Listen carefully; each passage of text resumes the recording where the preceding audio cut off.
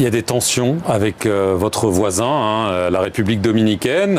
Pourtant, le président dominicain Luis Abinader avait voulu normaliser les relations. Je rappelle que les frontières, il les avait fermées l'an dernier. Et là, le 2 octobre, le gouvernement annonce qu'il va expulser 10 000 Haïtiens par semaine. Il l'a non seulement annoncé, mais il a commencé à le faire. Votre réaction ? Évidemment, nous regrettons énormément cette décision du président Abinader. Elle vous a surprise ? Elle nous a surpris étant donné qu'il avait été conclu qu'il y aurait un climat de rapprochement entre les deux pays et que cette date du 2 octobre marque l'anniversaire d'un massacre tragique à l'encontre des Haïtiens qui avait été conduit par un dictateur dominicain, Trujillo, et que la décision d'appliquer une telle politique migratoire souveraine, soit-il, mais qui porte en elle des caractéristiques discriminatoires, où nous voyons déjà dans le flux la manière de rapatrier les personnes, que leurs droits fondamentaux ne sont pas respectés, que le seul mécanisme de sélection semble être la couleur de leur peau, et qu'ils arrivent en dehors de tous les prescrits des traités internationaux établis en la matière, c'est-à-dire en dehors des points et des zones établies pour le rapatriement, en dehors des heures établies, et sans aucun registre nous permettant de certifier qu'ils sont effectivement de nationalité haïtienne. C'est d'ailleurs le cas. Nous avons déjà reçu des citoyens jamaïcains, américains, Belize qui ont atterri en Haïti. C'est du racisme d'État ? Par le simple fait que leur peau était noire.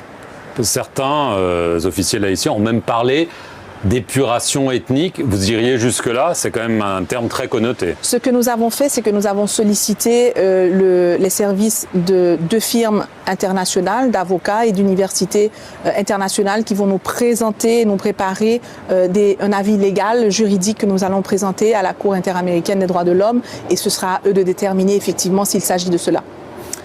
Je vais en revenir à la transition. Vous êtes ministre des Affaires étrangères d'un gouvernement de transition. Il y a un conseil présidentiel de transition. Et la promesse qui a été faite, c'est de tenir des élections d'ici le 7 février 2026. Étant donné la situation sécuritaire, humanitaire, financière, est-ce que ce n'est pas mission impossible, honnêtement?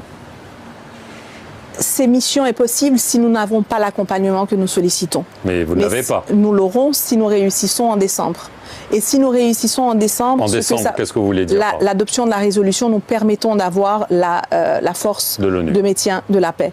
Nous savons aujourd'hui que pour aller aux urnes, il nous faut absolument pouvoir garantir la sécurité des personnes qui auront à voter sur tout le territoire national. Et pour cela, bien entendu, le mécanisme idéal serait de pouvoir déployer une force suffisamment large, pouvant accompagner nos policiers qui aujourd'hui, dans ma ville natale par exemple, sont 15 policiers pour 100 000 personnes, 100 000 habitants.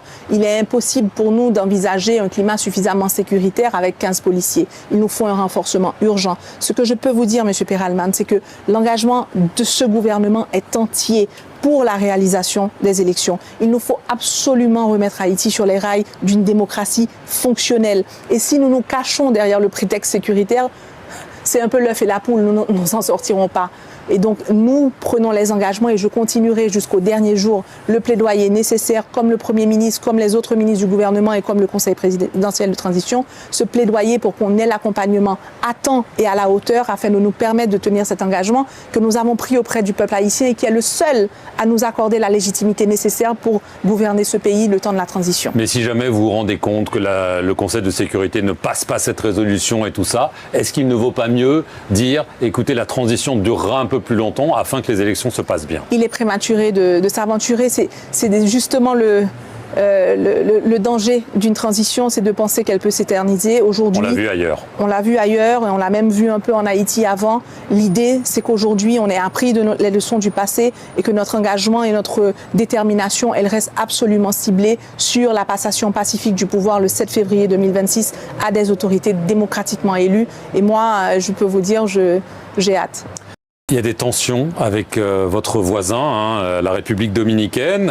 Pourtant, le président dominicain Luis Abinader avait voulu normaliser les relations. Je rappelle que les frontières, il les avait fermées l'an dernier. Et là, le 2 octobre, le gouvernement annonce qu'il va expulser 10 000 Haïtiens par semaine.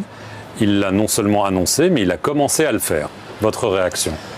Évidemment, nous regrettons énormément cette décision du président Abinader. Elle vous a surprise? Elle nous a surpris étant donné qu'il avait été conclu qu'il y aurait un climat de rapprochement entre les deux pays et que cette date du 2 octobre marque l'anniversaire d'un massacre tragique à l'encontre des Haïtiens qui avait été conduit par un dictateur dominicain, Trujillo, et que la décision d'appliquer une telle politique migratoire souveraine, soit-il, mais qui porte en elle des caractéristiques discriminatoires, où nous voyons déjà dans le flux la manière de rapatrier les personnes, que leurs droits fondamentaux ne sont pas respectés, que le seul mécanisme de sélection semble être la couleur de leur peau, et qu'ils arrivent en dehors de tous les prescrits des traités internationaux établis en la matière, c'est-à-dire en dehors des points et des zones établies pour le rapatriement, en dehors des heures établies, et sans aucun registre nous permettant de certifier qu'ils sont effectivement de nationalité haïtienne. C'est d'ailleurs le cas. Nous avons déjà reçu des citoyens jamaïcains,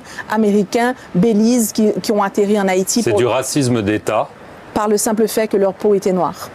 Certains officiels haïtiens ont même parlé d'épuration ethnique. Vous iriez jusque-là? C'est quand même un terme très connoté. Ce que nous avons fait, c'est que nous avons sollicité les services de deux firmes internationales, d'avocats et d'universités internationales qui vont nous présenter, nous préparer un avis légal, juridique que nous allons présenter à la Cour interaméricaine des droits de l'homme, et ce sera à eux de déterminer effectivement s'il s'agit de cela. Je vais en revenir à la transition. Vous êtes ministre des Affaires étrangères d'un gouvernement de transition. Il y a un conseil présidentiel de transition. Et la promesse qui a été faite, c'est de tenir des élections d'ici le 7 février 2026. Étant donné la situation sécuritaire, humanitaire, financière, est-ce que ce n'est pas mission impossible, honnêtement? Ces missions est possible si nous n'avons pas l'accompagnement que nous sollicitons. Mais vous ne l'avez pas. Nous l'aurons si nous réussissons en décembre. Et si nous réussissons en décembre... Qu'est-ce que vous voulez dire? L'adoption de la résolution, nous permettons d'avoir la force de maintien de la paix. Nous savons aujourd'hui que pour aller aux urnes, il nous faut absolument pouvoir garantir la sécurité des personnes qui auront à voter sur tout le territoire national. Et pour cela, bien entendu, le mécanisme idéal serait de pouvoir déployer une force suffisamment large, pouvant accompagner nos policiers qui aujourd'hui, dans ma ville natale par exemple, sont 15 policiers pour 100 000 personnes, 100 000 habitants. Il est impossible pour nous d'envisager un climat suffisamment sécuritaire avec 15 policiers. Il nous faut un renforcement urgent. Ce que je peux vous dire, M. Perelman, c'est que l'engagement de ce gouvernement est entier pour la réalisation des élections. Il nous faut absolument remettre Haïti sur les rails d'une démocratie fonctionnelle. Et si nous nous cachons derrière le prétexte sécuritaire, c'est un peu l'œuf et la poule, nous n'en sortirons pas.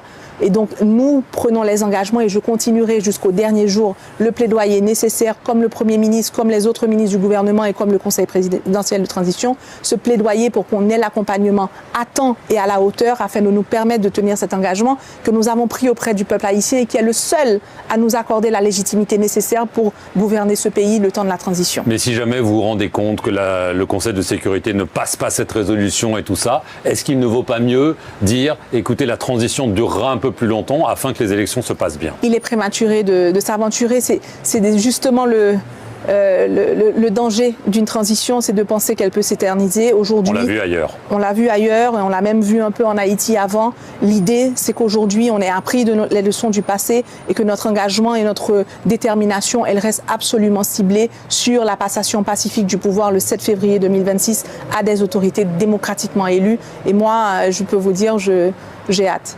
Il y a des tensions avec votre voisin, la République dominicaine.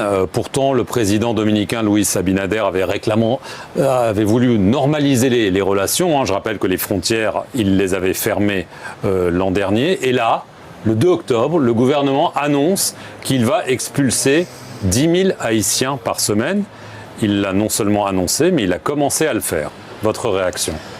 Évidemment, nous regrettons énormément cette décision du président Abinader. Elle vous a surprise? Elle nous a surpris étant donné qu'il avait été conclu qu'il y aurait un climat de rapprochement entre les deux pays et que cette date du 2 octobre marque l'anniversaire d'un massacre tragique à l'encontre des Haïtiens qui avait été conduit par un dictateur dominicain, Trujillo, et que la décision d'appliquer une telle politique migratoire souveraine, soit-il, mais qui porte en elle des caractéristiques discriminatoires, où nous voyons déjà dans le flux la manière de rapatrier les personnes, que leurs droits fondamentaux ne sont pas respectés, que le seul mécanisme de sélection semble être la couleur de leur peau, et qu'ils arrivent en dehors de tous les prescrits des traités internationaux établis en la matière, c'est-à-dire en dehors des points et des zones établies pour le rapatriement, en dehors des heures établies, et sans aucun registre nous permettant de certifier qu'ils sont effectivement de nationalité haïtienne. C'est d'ailleurs le cas, nous avons déjà reçu des citoyens jamaïcains, américains, Belize qui ont atterri en Haïti. C'est du racisme d'État. Par le simple fait que leur peau était noire. Certains officiels haïtiens ont même parlé d'épuration ethnique. Vous iriez jusque-là? C'est quand même un terme très connoté. Ce que nous avons fait, c'est que nous avons sollicité les services de 2 firmes internationales, d'avocats et d'universités internationales qui vont nous présenter, nous préparer un avis légal, juridique que nous allons présenter à la Cour interaméricaine des droits de l'homme, et ce sera à eux de déterminer effectivement s'il s'agit de cela. Je vais en revenir à la transition. Vous êtes ministre des Affaires étrangères d'un gouvernement de transition. Il y a un conseil présidentiel de transition. Et la promesse qui a été faite, c'est de tenir des élections d'ici le 7 février 2026. Étant donné la situation sécuritaire, humanitaire, financière, est-ce que ce n'est pas mission impossible, honnêtement? Ces missions est possible si nous n'avons pas l'accompagnement que nous sollicitons. Mais vous ne l'avez pas. Nous l'aurons si nous réussissons en décembre. Et si nous réussissons en décembre... En décembre, qu'est-ce que vous voulez dire? L'adoption de la résolution, nous permettons d'avoir la force de maintien de la paix. Nous savons aujourd'hui que pour aller aux urnes, il nous faut absolument pouvoir garantir la sécurité des personnes qui auront à voter sur tout le territoire national. Et pour cela, bien entendu, le mécanisme idéal serait de pouvoir déployer une force suffisamment large, pouvant accompagner nos policiers qui aujourd'hui, dans ma ville natale par exemple, sont 15 policiers pour 100 000 personnes, 100 000 habitants. Il est impossible pour nous d'envisager un climat suffisamment sécuritaire avec 15 policiers. Il nous faut un renforcement urgent. Ce que je peux vous dire, M. Perelman, c'est que l'engagement de ce gouvernement est entier pour la réalisation des élections. Il nous faut absolument remettre Haïti sur les rails d'une démocratie fonctionnelle. Et si nous nous cachons derrière le prétexte sécuritaire, c'est un peu l'œuf et la poule, nous ne s'en sortirons pas. Et donc, nous prenons les engagements et je continuerai jusqu'au dernier jour le plaidoyer nécessaire, comme le Premier ministre, comme les autres ministres du gouvernement et comme le Conseil présidentiel de transition, ce plaidoyer pour qu'on ait l'accompagnement à temps et à la hauteur afin de nous permettre de tenir cet engagement que nous avons pris auprès du peuple haïtien et qui est le seul à nous accorder la légitimité nécessaire pour gouverner ce pays le temps de la transition. Mais si jamais vous vous rendez compte que le Conseil de sécurité ne passe pas cette résolution et tout ça, est-ce qu'il ne vaut pas mieux dire, écoutez, la transition durera un peu plus longtemps afin que les élections se passent bien? Il est prématuré de s'aventurer. C'est justement le danger d'une transition, c'est de penser qu'elle peut s'éterniser. Aujourd'hui, on l'a vu ailleurs. On l'a vu ailleurs et on l'a même vu un peu en Haïti avant. L'idée, c'est qu'aujourd'hui, on ait appris les leçons du passé et que notre engagement et notre détermination, elle reste absolument ciblée sur la passation pacifique du pouvoir le 7 février 2026 à des autorités démocratiquement élues. Et moi, je peux vous dire, j'ai hâte.